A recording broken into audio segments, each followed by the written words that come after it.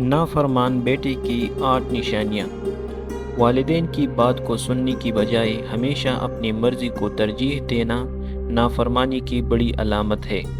घर के फैसलों में वालिदैन की राय को नज़रअंदाज करना या उन्हें कम अक़ल समझना रिश्ते में बेअदबी पैदा करता है। वालिदैन के सामने ज़ुबान दराज़ी करना, गुस्से से बात करना या उनकी बात काटना दिलशकनी का सबब बनता है। अपनी गलतियों को मानने की बजाय दूसरों को इल्ज़ाम देना और ज़िद पर कायम रहना इस्लाह से दूर ले जाता है। वालिदैन की ज़रूरियात, ख्वाहिशात या सेहत की परवाह न करना और सिर्फ अपनी ज़िंदगी में मगन रहना बेहसी की इलामत है।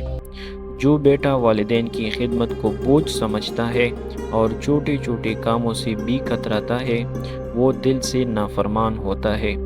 वालिदैन की दीन, तरबियत या दुआ की अहमियत को समझने की बजाय दुनियावी लोगों को मशवरा देना तरजीह देना रूहानी तौर पर नुकसानदेह होता है।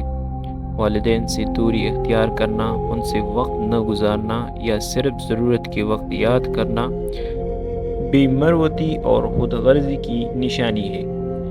मज़ीद इसी तरह वीडियोज़ के लिए हमारा चैनल ज़रूर सब्सक्राइब कीजिए। शुक्रिया।